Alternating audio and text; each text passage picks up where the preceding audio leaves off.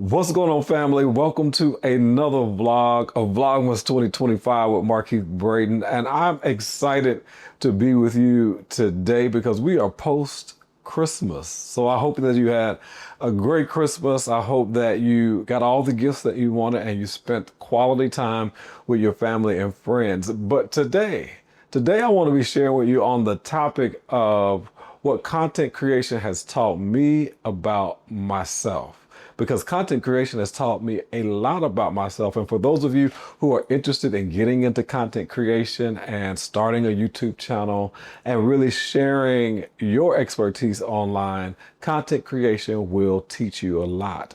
But today also, I am in the kitchen. And I'm in the kitchen because I'm actually going to bake and talk with you through this vlog today. And I'm going to be cooking or baking my favorite dessert that I like to fix during the holiday season that many people request from me all the time.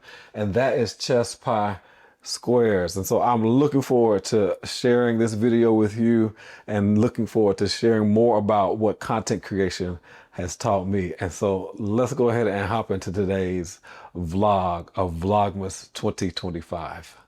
Content creation. Content creation has taught me so much about myself, so much in a sense that it really helped me to grow into the person that I am today. Content creation taught me more than just how to shoot video and how to edit, but it taught me about my character. It taught me about what I believe. It taught me about where my faith lies. And what's interesting about content creation too is that it really strips you away from ego, strips you away from title, what you think about yourself, because you're learning a new skill and you're learning how to connect with people who are on the other side of the camera. And content creation really helped to grow me up over the last 10 years that I have been in business. And that's why I wanted to kind of pick this topic, because I know many Gen Xers, 40 plus, are individuals who really like trying to protect their ego and their title or what have you. But you really have to lay all of that aside if you really want to get into content creation. So I'm going to share some of those things with you throughout this video. But before we really get into the nitty gritty, today, like I said, we're going to be baking and talking. I'm going to be sharing with you one of my favorite desserts to make, and that is chess pie squares. And so let's go through the ingredients. Let's go through the ingredients of these chess pie squares. So you need some classic yellow cake mix, and I always buy the Duncan Hines. This is not a sponsored video. You're going to need some pure vanilla extract or vanilla, whichever one you want to get, but I like to buy the McCormick vanilla extract. You're going to need a stick of butter, 1 stick of butter. You're going to need some Philadelphia cream cheese, and I buy the Philadelphia cream cheese. Of course, you can buy the off-brand if you choose to. And we're going to need about 3 eggs. And so we have our eggs here. And the part that you can't miss with these chess pie squares is we're going to need some powdered sugar.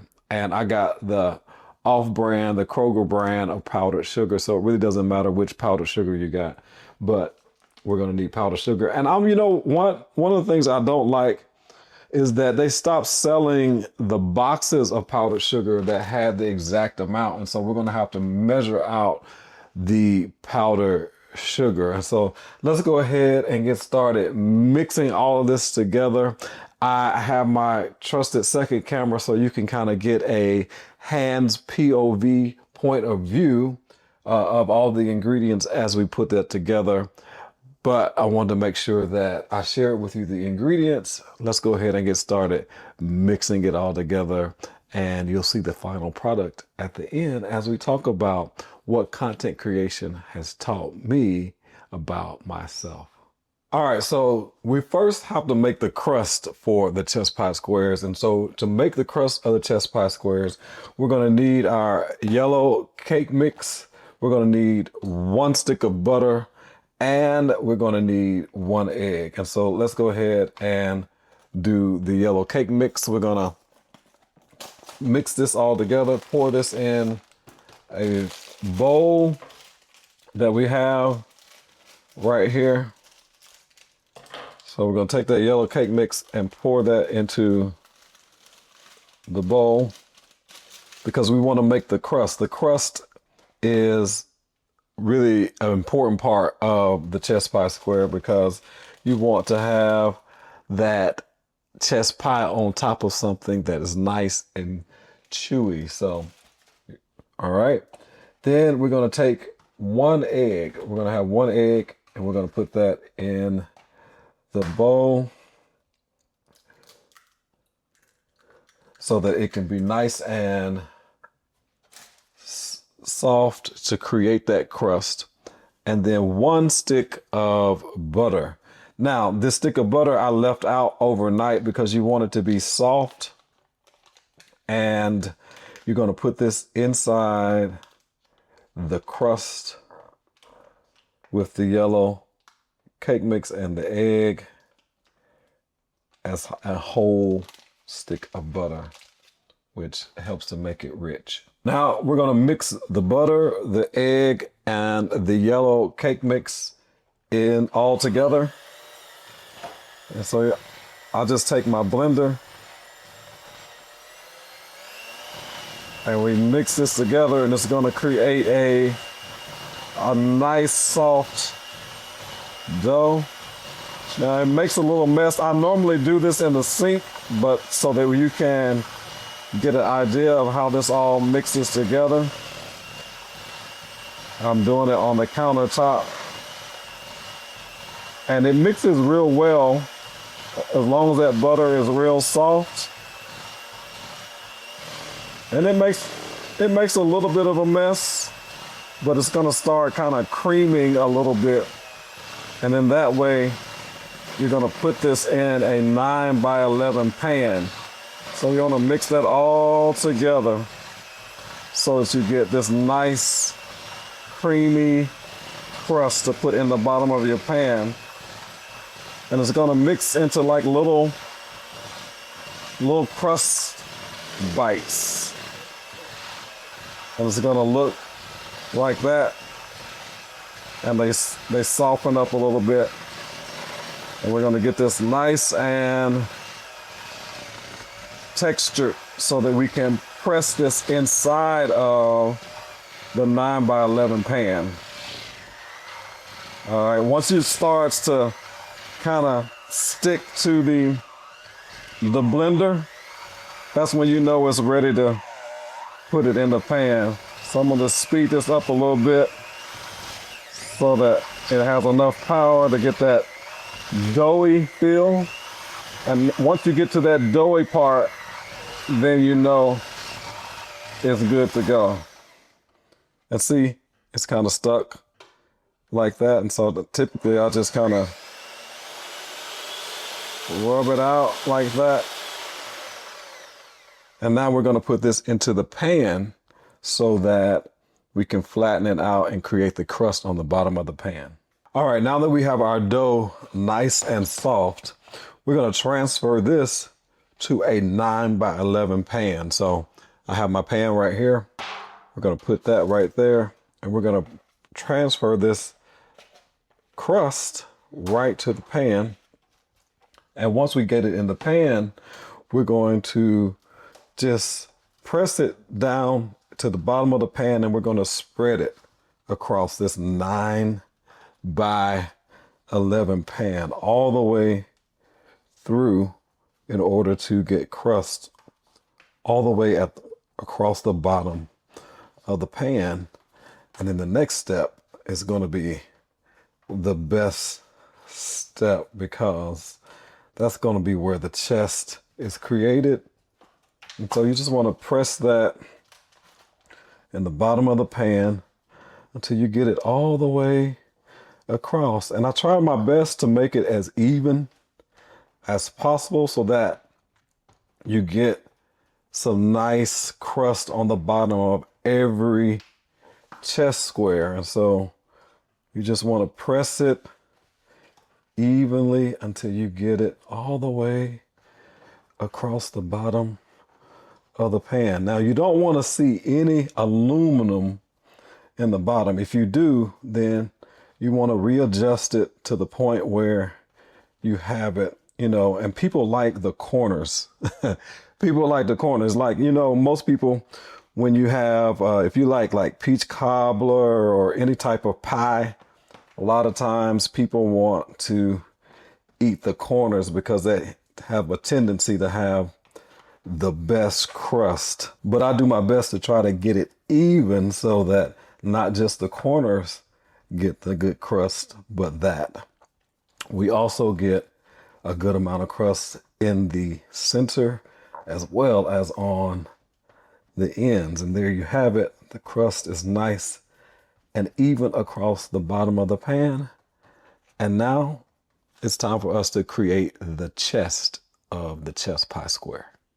Okay, so now that the crust is throughout the pan, we're going to set this aside so that we can create our chest. Now, the chest requires for us to have 3 eggs. And so we're going to break up 3 eggs here. Put that in the bowl. 3 eggs.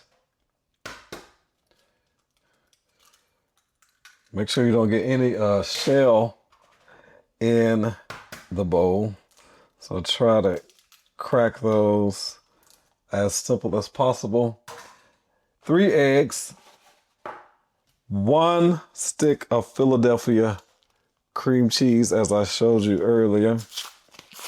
And you want to kind of have this out as well so that it is nice and soft.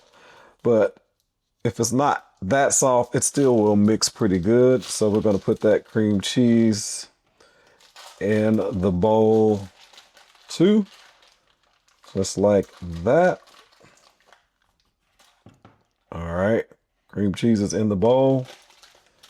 And now we're going to put our powdered sugar. And as I stated, this powdered sugar used to come in a box, but now it's in a bag. So we're going to have to measure out. We're going to have to measure out 2 cups of powdered sugar. So I'm going to set this aside. I got my nice little measuring cup here, and we're going to cut this open with our scissors, and we're going to measure out 2 cups. How many of you out there like to bake? I kind of picked it up during the pandemic. So it's been fun learning how to bake, and we're going to try to measure out 2 cups evenly. All right, so we're almost there with 2 cups.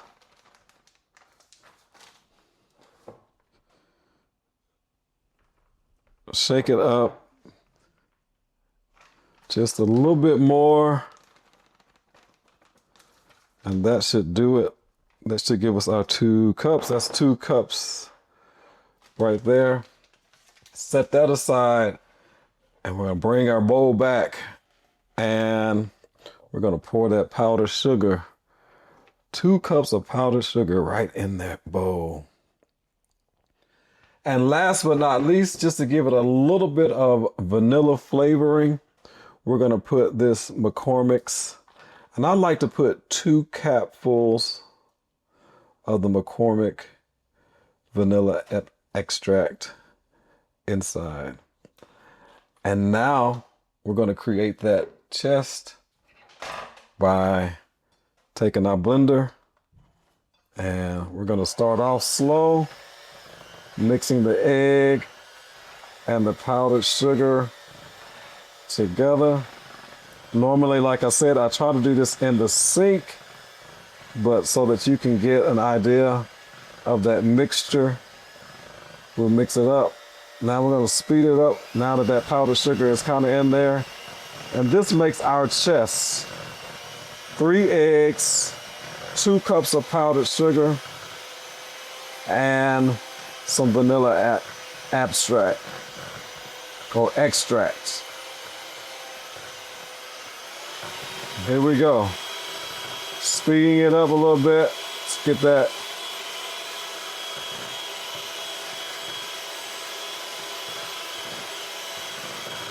And so you want to be a little creamy. And so we're making it a little creamy here. I might put just a little bit of more powdered sugar in there because I want it to be a little bit more thicker than what it currently is. And so I'm gonna put a little bit more powdered sugar in there. That's about a half a cup, maybe about another half a cup that I put in there. And mix it up so that it can have a little bit of thickness to it, but this is what we're gonna pour on top of our crust. We're gonna pour this on top of the crust. And this is the chest part of the chest squares. This is what everybody be raving about because it is real rich, so you only wanna have maybe one or two at a time. All right, so there we go. Yeah, this is nice and a little bit more thick. Added just a little bit more powdered sugar to this with the 3 eggs,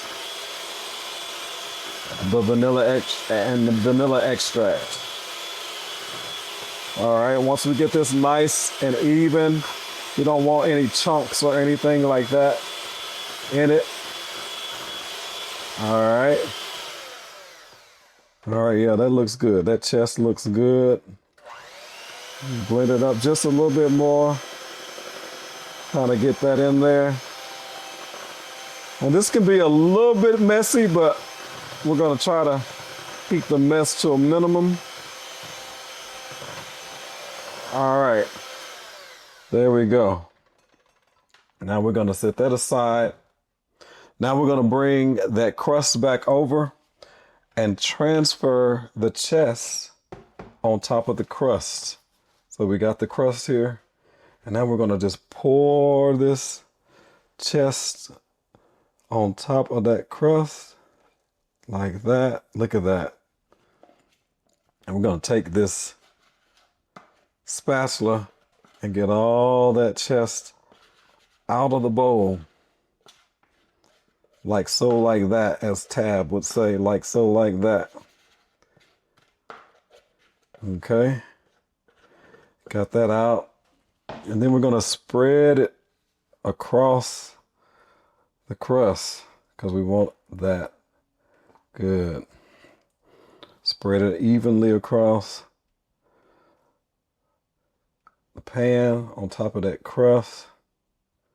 Like so, like that.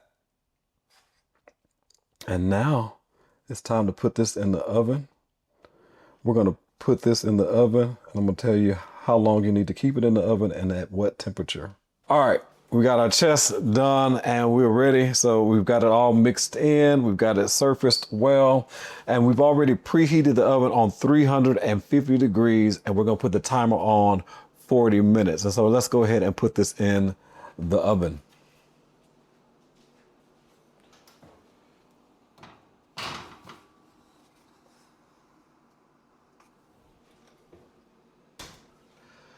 All right, so while that is in the oven, we're gonna clean up a little bit of this mess, and then I'm gonna come back and share with you our topic for today, which is more about what content creation has done for me over the years, because I want to encourage you to get started with content creation.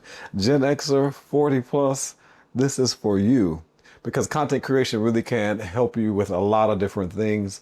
But let me clean this mess up, and then I'm gonna come back and share just a few things on how it has helped me over the years to encourage you. And then you'll see the final product of our chest pie squares. I know you're gonna like it. You're gonna want some. I wish I could give you some, but you're virtual right now, but you now have the recipe to create your own chest pie squares.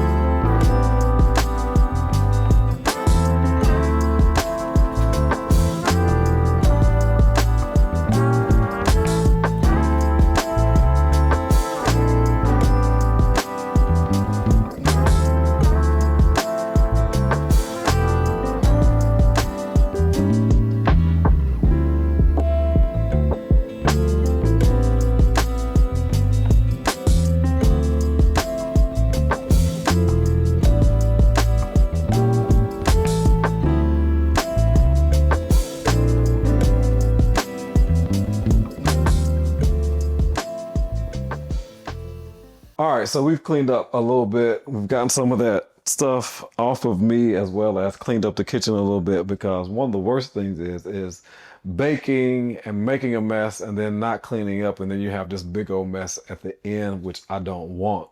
So we cleaned up a little bit. Now let's talk a little bit about our topic. What content creation has taught me about myself. I think it's a great topic. I even went and got my phone because I have some notes in my phone that I wanted to make sure I share as well. And we're just going to stay right here in the kitchen while the chess squares are baking. We have about 30 minutes left over here, but I'm not going to be talking for 30 minutes. But I want to share with you how content creation has taught me a lot of things about myself. And I think it has been a great journey over the last 10 years that I've been doing the business, 7.5 years, almost 8 years full time. And it has really taught me a lot about myself. And so the first thing I'll share with you what content creation has taught me, it has taught me that I can't hide. I can't hide when I'm creating content. I can't hide my gifts. I can't hide my insecurities. I can't hide the things that make me uncomfortable because I'm putting myself out there. And that's really what it's all about. Putting yourself out there so that you can learn about yourself, but also provide value to those who are watching your content. You can't hide behind a title. You can't hide behind a job. You can't hide behind a profession.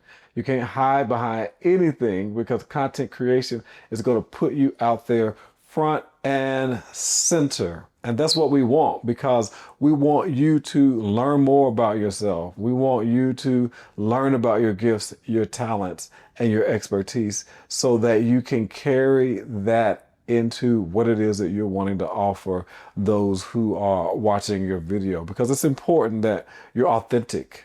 It's important that you're true to yourself. It's important that you share your values and the things that you want people to grab from you. And so that first thing that I share with you is that you can't hide. And I can remember a time where I would hide behind a title, hide behind a job, hide behind the things that I knew I do well versus putting myself out there, becoming more uncomfortable with learning more about who is Markeith, what Markeith really wants out of life, and what Markeith enjoys. And so the first thing is content creation will force you to get uncomfortable and it will not allow you to hide behind some of the things that we have a tendency to hide behind. All right. The second thing that content creation has taught me is that my voice mattered. Growing up as a child, I really didn't express a lot. You know, my mom would tell you that I might have had an attitude or a temper, but a lot of times I was just quiet. I'm a very observant person. I like to observe my surroundings. I like to observe what's going on. And typically when I'm around a crowd of folks, unless I'm asked a question, I may not say a whole lot unless I'm really comfortable. Now, I can talk. Believe me, I can talk. I actually like to talk, but a lot of times when I am in environments that I might be unfamiliar with, I might be a little bit uncomfortable in, I may not talk a whole lot until I get more comfortable. But content creation really helped me to see that my voice mattered, that there were people who wanted to hear what I had to say.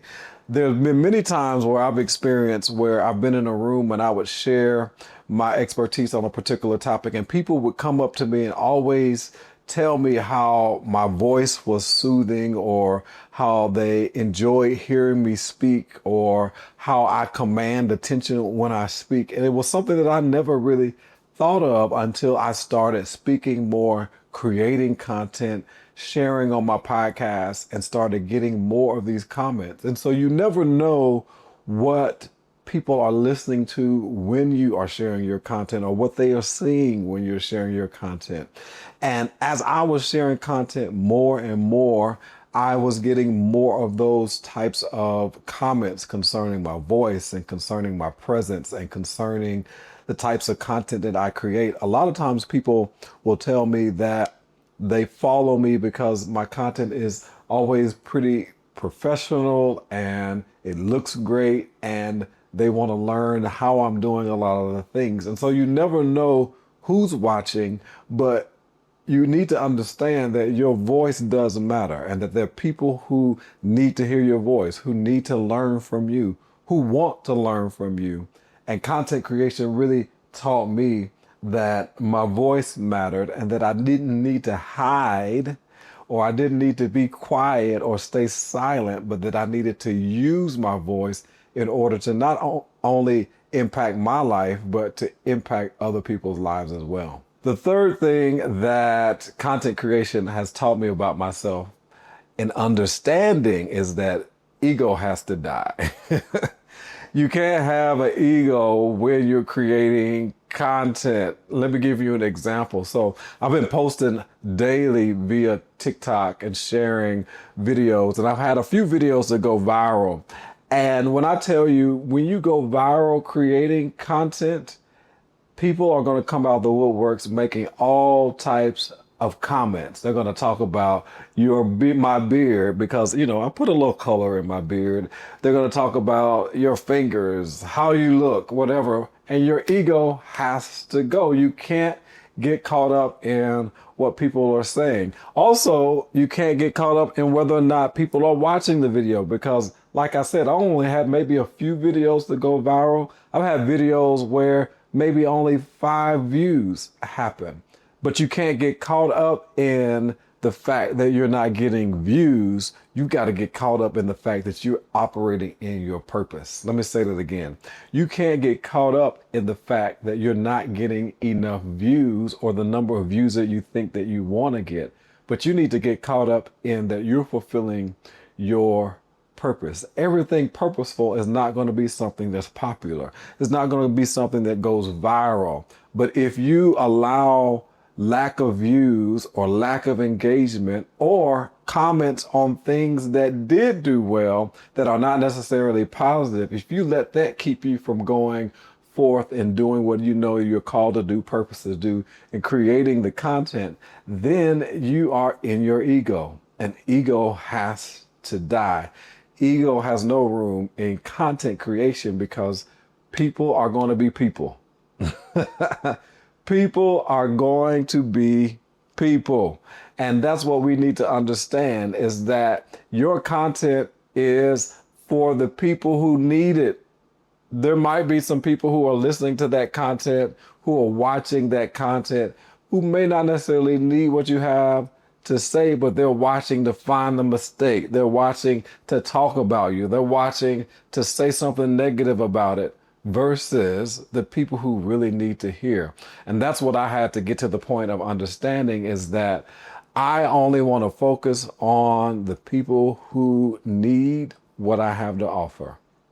Those comments on those videos that have done really well that are negative, I just heart it, like it, and move on because 9 times out of 10, it's only about 1%. But we have a tendency to focus on the negative, and I'm not focusing on the negative. I'm only focusing on the people who I'm purposed to touch. And so that third thing that content creation has taught me is that ego has to die. There's no room for ego in creating content. And the fourth thing that content creation has taught me, that means that the chess squares are ready. So we're going to come back to the fourth thing because it's time to take those chess squares out of the oven so that you can see the final product. Let's check it out. All right, so let's take this out the oven. It is ready. Ooh, nice and golden brown. Look at that, look at that, look at that, look at that. Got my mittens on. That looks good, don't it? I love it, I love it, I love it.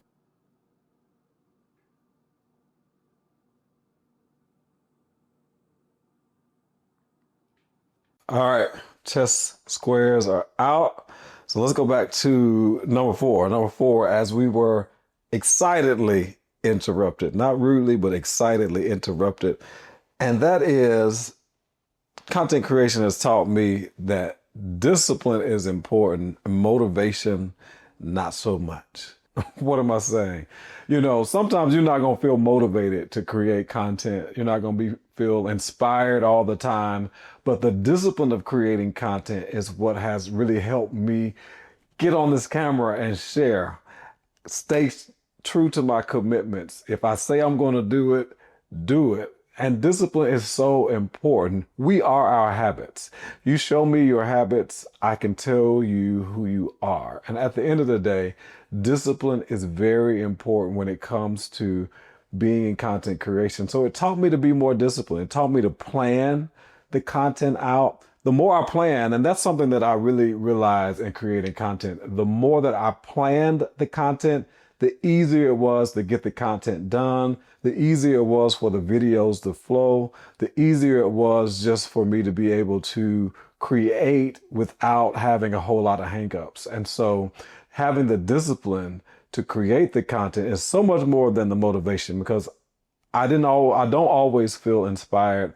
I don't always feel motivated, but I want to keep my commitment to myself and keep my commitment to you. And so having that discipline is so important when it comes to this content creation game. And so I want to make sure that you understand that it's more important to develop the habit of discipline than it is to be motivated or inspired. Yes, inspiration is really good because you want to make sure that you're doing a video that inspires you, that really encourages you and excites you to share, but that's not always going to be the case. Content creation taught me discipline. Last but not least, number 5, creating content forced me to face my insecurities. We all have insecurities. I have a lot of insecurities, or I had a lot of insecurities. Not so much now that I'm in my 40s, but I can think back to 10 years ago. Insecurities were there. And as I shared in one of the previous sections of the video, that, you know, I was a quiet one. I like to stand back and observe and not always put myself out front. I don't like to necessarily be in uncomfortable situations, but creating content forced me to face my insecurities and to deal with them. One of the quotes that I learned some time ago is that in which you're unwilling to identify, you can't confront. And that in which you don't confront, you can't identify. And so it's so important for you to identify what are those insecurities that you have so that you can confront them and deal with them face forward or head on, because you want to make sure that those insecurities don't get in the way of your growth. They don't get in the way of your success, because a lot of times we allow our insecurities to get in our way, and it becomes a stumbling block for us to keep going. And as Gen Xers, as 40 plus individuals, we have to move forward. We're in that season where we gotta move forward. We're in that season where we want to be the best that we can be. We're in those top earning years as well. And so your insecurities can keep you from earning what it is that you want to earn and that you need to earn. So deal with the insecurities head first. Don't put them under the rug. Don't sweep them under the rug, but make sure that you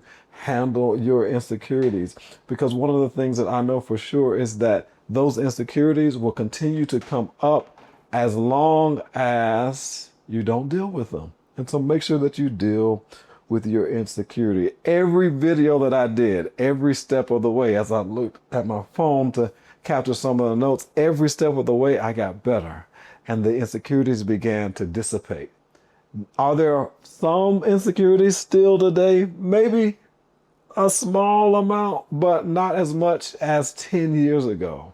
Now I just do what it is that I say I'm going to do. If I want to do it, I'm going to do it, no matter what anybody has to say, no matter what anybody, whether or not they support me or not, I'm still going to do it. And so I'm excited that, you know, I'm just doing what I said I was going to do. Now, I know during Vlogmas, I was going to try to do all 31 days in December, but we didn't do all 31 days, but I promised you that I was going to at least do half the month, and we're almost there, because this is Vlogmas number 12 for me. And so we've done 12. We got to do at least 3 more videos between now and the end of the year, and we're going to get them done. And so I'm getting ready to hop into these chest squares because they are looking good. They have cooled down, but I don't want to leave you without a call to action for this video. And so what I want you to do